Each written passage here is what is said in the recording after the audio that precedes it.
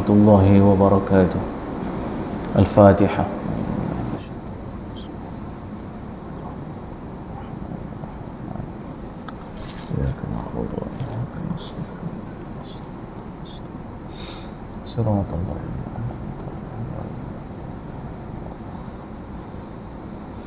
Alhamdulillahi wa kafa, salatan wa salaman daimaini mutalazimaini ala habibina al-Mustafa wa ala alihi wa ashabihi wa man ihtada. Dimuliakan Tuan Imam, Tuan Bilal, Tuan Siap, pengurusi ahli-ahli jawatan kuasa masjid, tuan-tuan, puan-puan, hadirin hadirat kasih sekalian. Kita menyambung kitab Nasamatil Aum, 40 hadis berkaitan dengan bencana epidemik. Saya dah forwardkan hadis-hadis itu di dalam grup masjid. Jadi tuan-tuan kalau nak tengok matan hadis tu, saya ada masukkan dalam grup masjid kita. InsyaAllah pada malam ini hadis ke-27. Kalau boleh saya nak habiskan sampai ke hadis 40 insyaAllah. An Abi Musa al-Ash'ari anna Nabiya sallallahu alaihi wasallam qala yassira wa la tu'assira wa bashira wa la tunaffira wa tatawa'a wa la takhtalifa. Daripada Abu Musa al-Ash'ari bahawasanya Nabi SAW bersabda, anda berdua mudahkanlah dan janganlah anda menyukarkan keadaan. Sampaikanlah berita yang baik dan janganlah menyebabkan orang lari menjauhkan diri. Bersusahlah untuk saling bertoleransi dan janganlah anda berdua berpecah belah. 3 perkara yang diperingatkan dalam hadis ini. Yang pertamanya, yassira wa la tu'assira. Dalam hadis yang lain, matan yang lebih kurang sama, yassiru wa la tu'assiru, basyiru wa la tunaffiru. Ini arahan kepada dua orang. Yassira, kata Nabi SAW, mudahkanlah, jangan payahkan. Jadi kita, benda yang patutnya mudah, jangan kita payah-payahkan. Jangan kita payah-payah.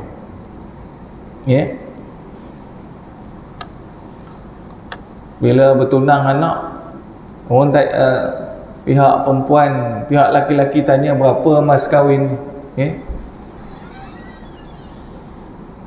Mas kahwinnya 20,000. Tak boleh ke 10,000, kata pihak laki-laki. Oh, dia bilang bawang mahal, beras mahal, gula mahal. Tak? Kalau 10,000 tu okey lah dah. Janganlah kita payah-payahkan. Sampai 30,000, 40,000 ni apa cerita?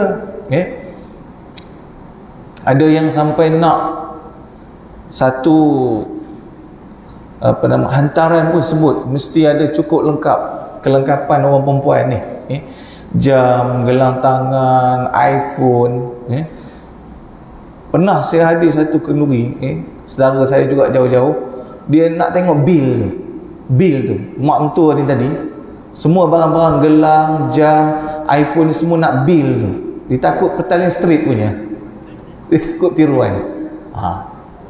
Ini punya perangai macam-macam. Jadi benda boleh mudah, jangan payahkan.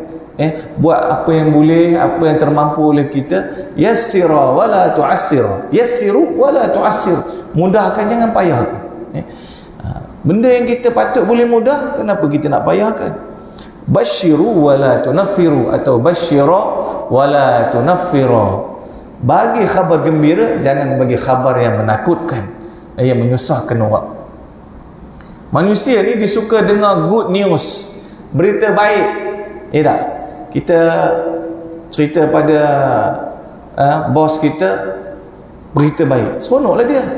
Kalau kita cerita masalah itu, masalah ni, masalah itu, masalah ni, masalah ni, kau kan bukan CEO, kau bukan ke pegawai di sini, kau bukan ke manager, patutnya boleh settlekan. Abang bukan ke ketua di sini. Kita bila tengok masalah, jangan fokus pada masalah tu, fokus pada penyelesaian masalah, cari jalan untuk selesai masalah. Jangan kita asyik pening memikirkan masalah. Kita fikirkan penyelesaiannya. Kita cari jalan dan kita selesaikan. Semua masalah boleh diselesaikan, ya. Tak ada kesulitan yang tak boleh dirungkaikan, ya. Basyira wala tunaffira, bagi khabar gembira, jangan bagi khabar yang mendukacitakan. Kita balik cerita yang baik-baik, yang menyenangkan hati. Kalaulah ada dua-dua khabar baik ada, khabar tak baik ada, ya. Yang afdalnya kita cerita dulu yang baik, ya. Ada beberapa perkara saya nak sampaikan kepada tuan-tuan, jadi ada yang baik, ada yang tak baik. Jadi mulakan yang baik, ya. Afdalnya begitu, ya. Wa tatawa'a wa la takhtalifa, yang berusahalah untuk saling bertoleransi, ya. Wala takhtalifa, jangan berpecah belah, ya. Jadi cari jalan untuk bertolak ansur, ya. Kita berkawan, kita bermuafakat, kita bergabung, kita bekerjasama, kena ada tolak ansur, kena ada saling korban, ada pengorbanan antara satu sama lain, ada win-win situation. Tak bolehlah satu win satu lose, kita je nak win, aci ke? Tak aci lah, tak, mesti ada win-win, kamu menang aku pun menang, ada tolak ansur, antara satu sama lain. Wala takhtalifa, jangan cari jalan untuk berpecah belah, berpecah belah ni membawa kepada kegagalan. Hadis ke-28, an Abdullah ibn Abbas anna Nabi sallallahu alaihi wasallam qala innallaha yuhibbu an tu'tiya rukhsahu kama yuhibbu an tu'tiya azaimuhum. Daripada Abdullah ibn Abbas bahawa Nabi SAW bersabda, sungguhnya Allah sangat suka jika perintah-perintahnya yang melonggarkan sesuatu ketetapan itu dipatuhi, seperti mana dia suka apabila ketetapan-ketetapan yang tegas pada asalnya itu dipatuhi. Allah suka pada hamba yang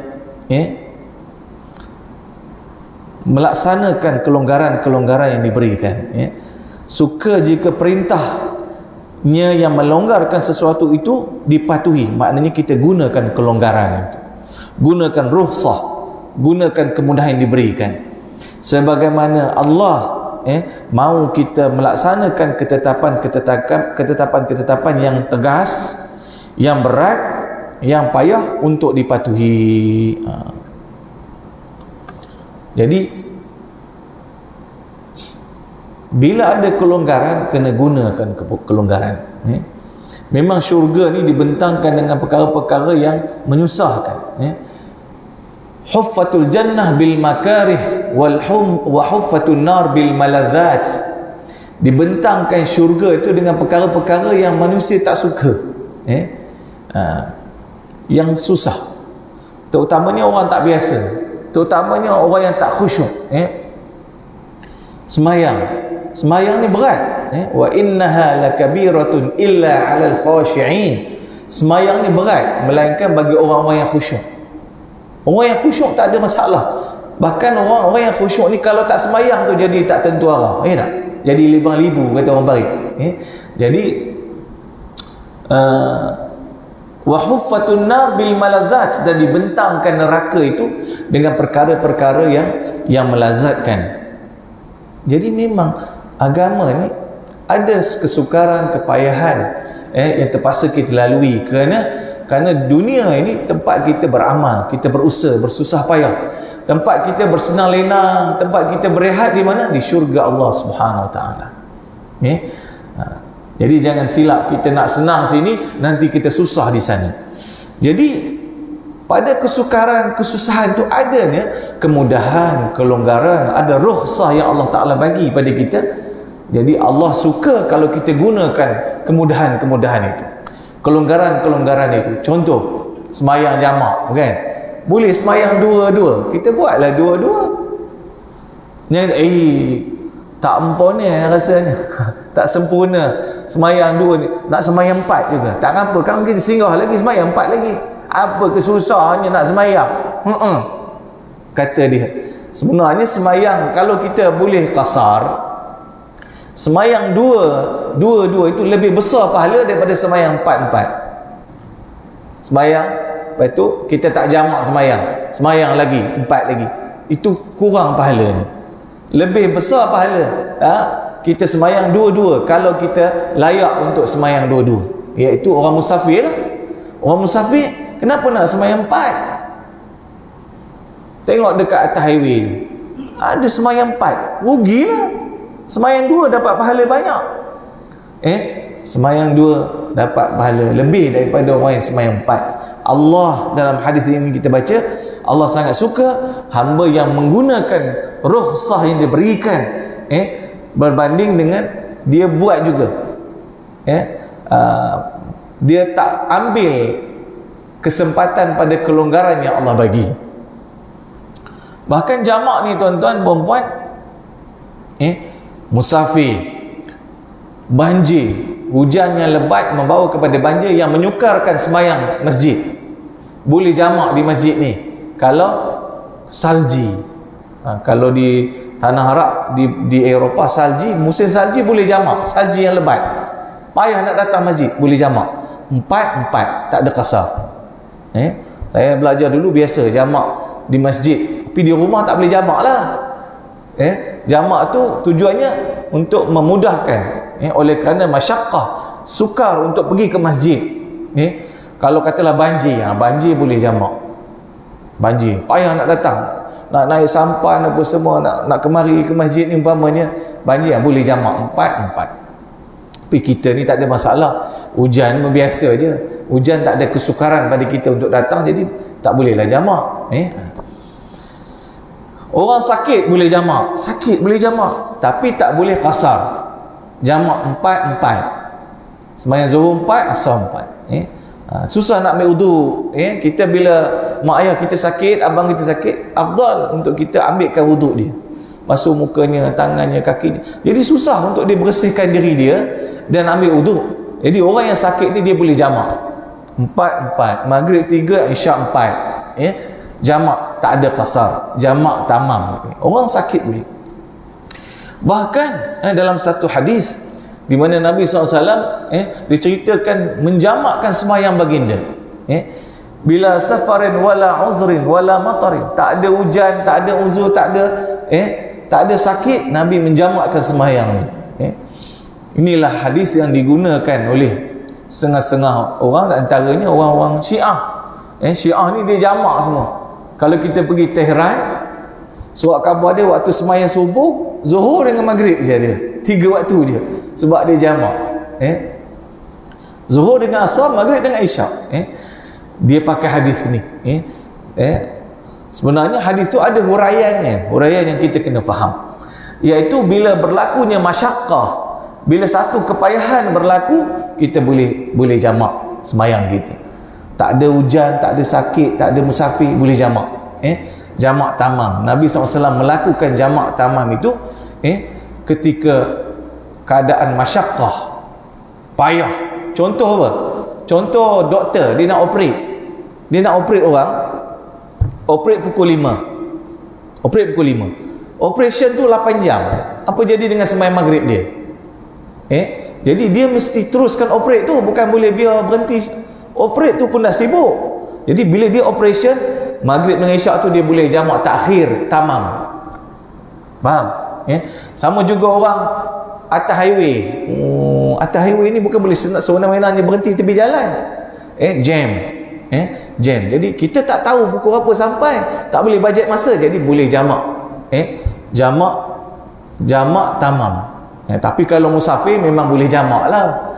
Kalau kita duduk KL, kerja kat KL, jarak tak sampai 80 km, tapi jam, jadi ketika itu boleh jamak tapi tamam, bukan qasar. Ini kemudahan Allah bagi.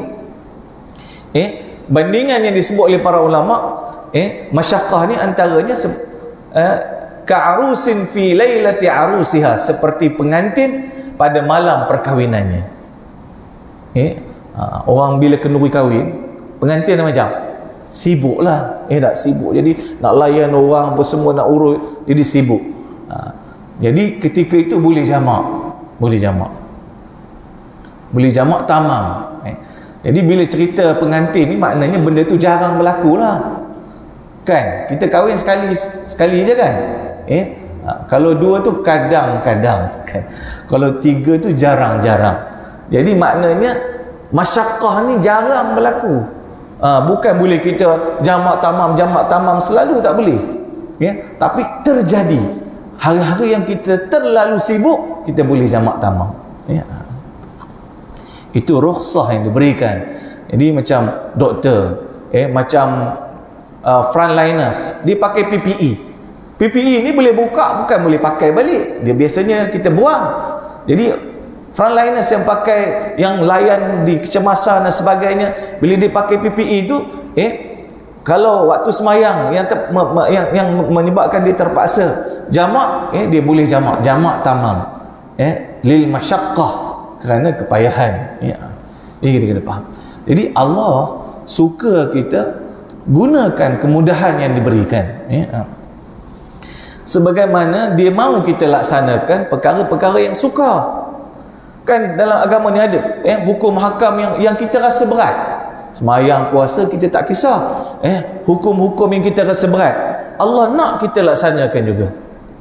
Jadi bila aku bagi keringanan, kamu kena gunakan keringanan itu. Sebagaimana aku bagi kamu pada perkara-perkara yang menyukarkan kamu, kena laksana yang suka itu. Yang ringan juga kamu kena laksanalah. Ambillah kesempatan pada keringanan yang diberikan. Jangan nak buat yang berat juga. Vaksin, kita cerita nak jaga-jaga juga. Bila ada kelonggaran diberikan oleh para ulama, apatah lagi vaksin yang halal, apa nama, Pfizer, memang halal, vaksin yang halal. Kalau kita darurat, kita terpaksa guna yang haram pun, kalau tak ada benda lain, boleh. Ad-darurah tubihul mahzurat. Perkara darurat menghalalkan kita buat perkara-perkara yang haram. Kita masuk hutan, tak ada makanan lain, hanya ada daging babi, kita boleh makan daging babi itu untuk hidup saja, tak boleh makan banyak-banyak, untuk boleh hidup. Ada air arak saja, air lain tak ada, tengah padang pasir ada arak, boleh minum arak tu sekadar untuk meneruskan kehidupan. Tak boleh minum banyak. Babi tadi tak boleh buat tom yum ke, buat barbecue ke, tak boleh. Ini kemudahan kita kena gunakan. Hadis ke-29 an Anas bin Malik radhiyallahu anhu, qala Rasulullah SAW, la yu'minu ahadukum hatta yuhibba li akhi ma yuhibbu li nafsihi. Tidak akan sempurna pengakuan iman seseorang itu sehinggalah dia kasih kepada saudaranya sebagaimana dia kasih kepada dirinya sendiri. Lepas tu Islam ajar kita pasang diri kita pada orang. Kita nak kita nak kena jaga hati orang. Bayangkan kalau kita berada di tempat dia, macam mana? Itulah seolah-olahnya Allah sangat kasih, tidak dikira beriman seseorang kamu sehinggalah dia kasih saudaranya sebagaimana dia kasih kepada dirinya. Maknanya sebagaimana kita mahu diri kita baik, begitu juga pada saudara kita juga kita kena mahukan kebaikan padanya. Kita kena ajar diri kita ni untuk boleh bergaul dengan semua orang. Jangan wujudkan penjara antara kita dengan orang. Jiran belah kanan tak ngam, jiran belah kiri pun tak bagus juga. Sana pun tak boleh pakai, sana pun tak boleh pergi. Ana tak boleh pergi. Tak boleh pergi dengan orang ni, tak ngam. Awak tak boleh nak bercampur dengan dia. Jadi kita lalah tinggal 2-3 orang kita je. Kita tak boleh campur dengan orang ramai. Rugilah. Kita kena sayangi semua orang, khususnya orang-orang beriman. An Nu'man ibn Bashir anna Rasulullah SAW qala mathalul mu'minina fi tawadihim wa tarahumihim wa ta'atufihim mathalul jasadi idza ishtaka minhu 'udwun tada'a lahu sa'irul jasadi bis-sahri wal humma. Daripada An-Nu'man bin Bashir bahawasanya Rasulullah SAW bersabda, perumpamaan pada mukmin dalam soal berbuat baik mereka dan penuh kemesraan dalam soal kasih sayang dan soal rasa simpati sesama mereka adalah ibarat sebatang tubuh. Sekiranya salah satu anggota tubuh itu mengadu kesakitan, seluruh tubuh akan turut sama tertumpu kepadanya sehingga tuannya turut mengalami demam dan tidak dapat tidur. Yang kena gigit lipan ni kaki, tidak, badan jadi demam, habis seluruh badan sakit. Mulut kena makan ubat. Kadang-kadang orang kena gigit lipan ni dia muntah pula. Jadi semuanya terlibat. Itulah bandingan kasih sayang orang mukmin. Mesti ada kasihan belas antara satu sama lain. Bila orang susah, kita pun rasa susahnya, kita pun ada kasihan dengan dia. Bila orang senang, kita pun tumpang bahagia dengan kesenangan dia. Bukan bila orang senang kita susah pula, susah hati kita tengok tengok orang senang. Ini hasad dengki, kena buang jauh-jauh. Orang senang kita tumpang gembira, orang susah kita pun kesian, kita pun bantu dia, bersama-sama pada kesusahannya. Kena bantu, jangan biar. An Abdullah bin Umar qala Rasulullah SAW, man kana fi hajati akhihi kana Allahu fi hajatihi, wa man farraja an muslimin kurbatan farraja Allahu anhu kurbatan min kurabati yaumil qiyamah, wa man satara musliman satarahu Allahu yaumal qiyamah. Hadis ni penting. Hadis sahih diriwayatkan oleh Bukhari dan Muslim. Abdullah bin Umar katanya Rasulullah SAW bersabda, jika seseorang itu berusaha memenuhi keperluan saudaranya, Allah akan menunaikan hajatnya pula nanti. Jika seorang itu membebaskan seseorang muslim yang lain daripada kesukaran, Allah akan membebaskannya pula daripada kesukaran pada hari kiamat. Jika seseorang itu menyembunyikan keaiban orang muslim yang lain, Allah akan menyembunyikan keaibannya pula pada hari kiamat. Jadi kita kena bersama dengan orang lain pada hajatnya. Kita kena bantu untuk penuhi hajatnya.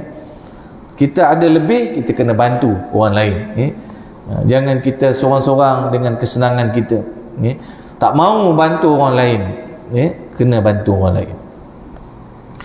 An Jabir bin Abdullah, kadang-kadang kita memang kita kata oh tayar dia pancit, biarlah, lantak dia lah. Nanti kalau tayar aku rosak, bukan dia yang nak datang bantu baiki pun kan, jadi buat apa aku nak tolong dia? Kalau nanti tayar aku pancit, dia tak datang pun nak baiki. Itu pentingkan diri sendiri namanya. Bila kita tolong orang, Allah akan tolong kita dengan berbagai-bagai bentuk. Berbagai-bagai bentuk. Allah bagi anak kita sihat, Allah bagi anak kita pandai, Allah bagi kereta kita tak rosak, macam-macam pertolongan Allah. Apatah lagi pertolongan pada hari kiamat itu lebih mustahak lagi, lebih didambakan oleh mana-mana manusia. Mahukan pertolongan di akhirat. Syaratnya kita selalu tolong orang atas dunia. Pak Haji, pinjam golok boleh? Golok kita baru lepas mengasah golok. Jadi kita kedekut kan, tak mana letaknya padahal baru asah kan. Jadi bagilah, kita penuhi hajat orang, bagi dia. Ni saya baru asah tadi, eloklah, bolehlah abang guna, silakan. Dia pun guna golok. Kita pula yang guna, yang pinjam ni kenalah reti basa, kata orang Parit. Kenapa? Reti basa. Jangan letak reti basa. Dah lah pinjam orang punya, potong segala bawang, takik segala kayu. Habislah rosak golok orang ni tadi.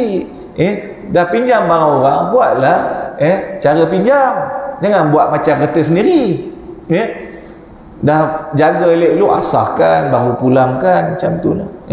Jadi kita bersama dengan orang pada hajat dia, itu sangat besar pahalanya. Biasakan diri kita bantu orang, tolong orang. Nanti datangnya pertolongan untuk kita juga, insya-Allah. Hadis daripada Jabir bin Abdullah qala Rasulullah SAW, khairun nas anfa'uhum linnas. Orang yang paling baik, kata Nabi, individu yang terbaik adalah orang yang paling bermanfaat kepada manusia lain. Jadi khairun nas anfa'uhum linnas, sebaik-baik manusia ialah orang yang paling bermanfaat kepada manusia lain. Jadi kita kena jadi orang yang bermanfaat bagi manusia lain. Jangan kita menyusahkan manusia lain. Biasakan diri kita tak suka menyusahkan orang. Tapi kita suka berkhidmat pada orang, membantu orang. Itu yang terbaik. Jadi jangan terbalik, jangan suka nyusahkan orang. Bila orang minta tolong kita, kita tak ada nak tolong. Hari dia kenduri kenara, kita pergi.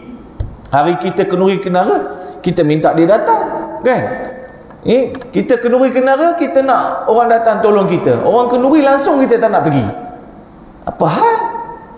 Jadi ini tak kena. Ini pentingkan diri. Kita kena utamakan orang lain. Kita tak ada kenduri pun tak apa, kita pergi tolong orang lain. An Abi Sa'id al-Khudri radhiyallahu anhu qala Rasulullah SAW, man lam yashkurin nasa lam yashkurillah. Hadis sahih daripada Abu Sa'id al-Khudri, Rasulullah SAW bersabda, individu yang tidak menghargai jasa manusia lain sebenarnya dia tidak bersyukur kepada Allah. Kita kena biasa ucapkan terima kasih pada orang lain. Jazakallah, jazakallah, mudah-mudahan Allah Ta'ala bagi ganjaran pada kamu. Jawabnya apa? Wa iyyaka, dan kepada kamu. Jazakallah, jawabnya wa iyyaka, dan kepada kamu juga akan diberikan ganjaran oleh Allah. Wa iyyaka, ataupun syukran boleh juga. Terima kasih pun boleh. Terima kasih, saya mengucapkan setinggi-tinggi penghargaan dan terima kasih. Seronok dia, sejuk hati kita bila orang ucap terima kasih, kan? Ini dah bagi, itu dah bagi, ini tolong, itu tolong, ni jadi sepatah pun tak ada terima kasih. Ini bukannya adat Melayu aja, ni Islam aja. Siapa yang tidak terima kasih pada manusia, dia tidak berterima kasih kepada Allah. Kena terima kasih pada orang. Kerana memang Allah takdirkan dia menolong kita, dengan sebab dia tolong kita, kita dapat pertolongan itu.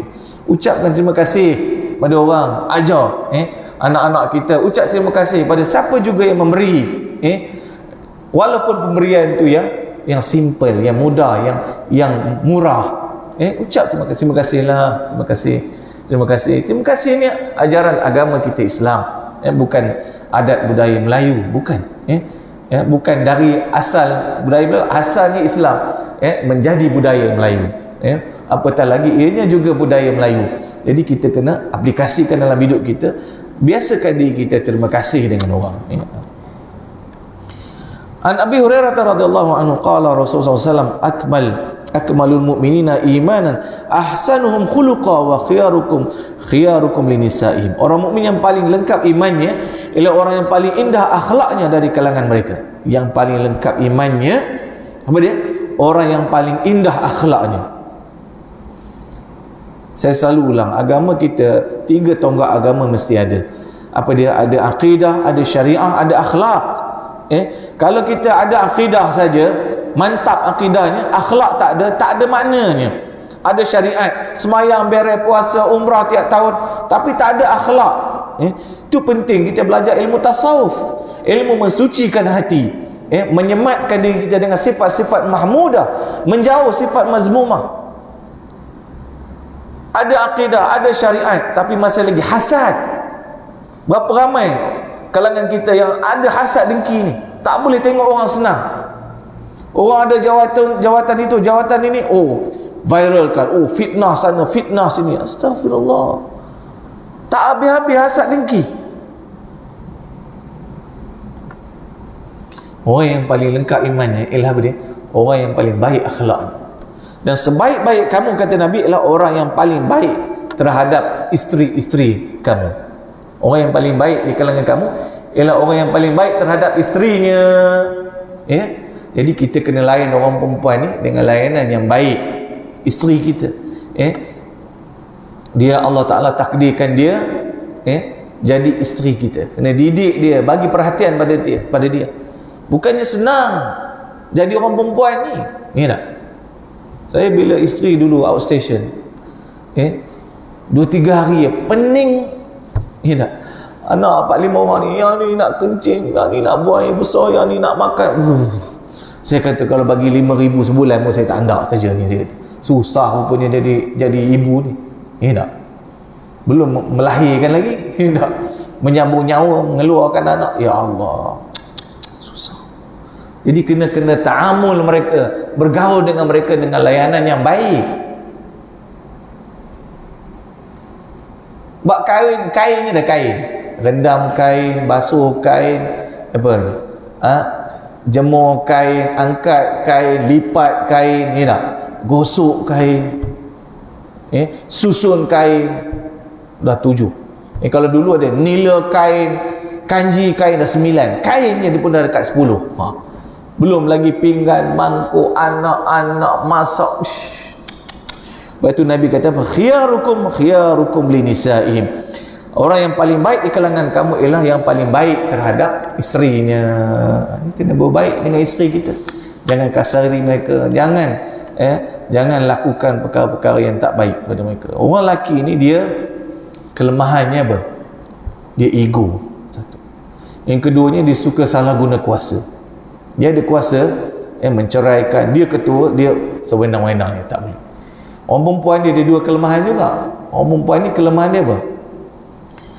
Kelemahan orang perempuan pertamanya dia jahil.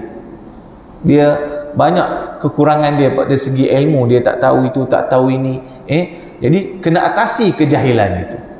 Kelemahan orang perempuan lagi satu apa dia? Dia degil. Biasanya, bukan semua. Biasanya orang perempuan dia degil. Betul tak tuan-tuan? Kan? Dah kabur dah, tak nak dengar. Dah aku kaburkan koma. Jadi itu biasa. Jadi orang perempuan kena terima, orang lelaki pun kena terima 2 kelemahan ni. Kita kena akui kelemahan kita apa? Ego. Minimalkan keegoan kita. Kelemahan kita apa? Kelemahan kita suka salah guna kuasa. Jangan salah guna kuasa. Orang perempuan kelemahannya suka degil. Jangan degil, elakkan degil. Ikut dulu. Tengok barangkali ada kebenarannya. Dan kejahilan kita tu kena atasi. Tak reti masak itu, tak reti masak ni, tak reti didik anak, tak reti mengajar Iqra, tak reti. Kena belajarlah, atasilah kejahilan-kejahilan.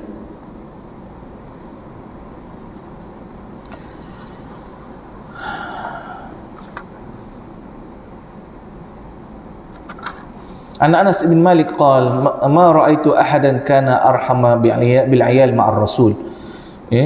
Aku tidak pernah melihat seorang yang tinggi sifat rahmah kepada ahli keluarganya melebihi rahmahnya Rasul sallallahu alaihi wasallam. Baik, boleh baca juga sendiri hadis-hadis ini. Saya nak terus kepada hadis. Kelebihan ni orang yang mati ta'un ni dikatakan dia mendapat kelebihan syahid.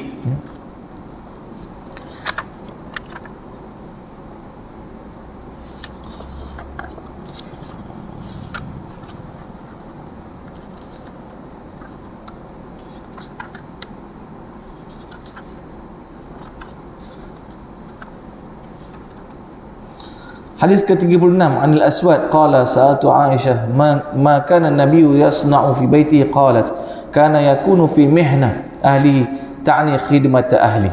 Apakah baginda lakukan di rumah? Beliau menjawab baginda bersama-sama tugas-tugas rumahnya. Maksud Aisyah baginda melakukan kerja-kerja rumah. Maknanya Nabi juga membantu isteri-isteri baginda untuk melakukan tugas-tugas di rumah. Memang tugas-tugas di rumah ni dia bergantung pada uruf. Tugas orang perempuan punya tugas. Yang sesuai pada orang perempuan. Contohnya masak, menjaga anak umpamanya. Urufnya maknanya kebiasaan. Urufnya tugas tu sesuai pada perempuan. Kenalah orang perempuan buat. Uruf satu-satu kaum tu, tugas tu orang lelaki buat. Jadi orang lelaki lah kena buat. Angkat tonggas, pergi kedai, beli tu, beli ni. Orang lelaki lah. Jadi perkara cari duit, jadi itu kerja-kerja lelaki. Nabi SAW walaupun tugas-tugas yang sepatutnya dilakukan oleh orang perempuan, Nabi juga melakukan kerja-kerja membantu isteri-isteri baginda. Jadi kena biasakan diri kita bantu. An Abi Hurairah radhiyallahu anhu qala Rasulullah SAW qala Allah Ta'ala ana 'inda dhanni 'abdi Abu Hurairah berkata, Rasulullah SAW bersabda, Allah berfirman dalam hadis qudsi, aku menurut sangkaan hambaku tentang aku. Jadi kita kena ada sangka baik dengan Allah Subhanahu Wa Taala, jangan sangka buruk.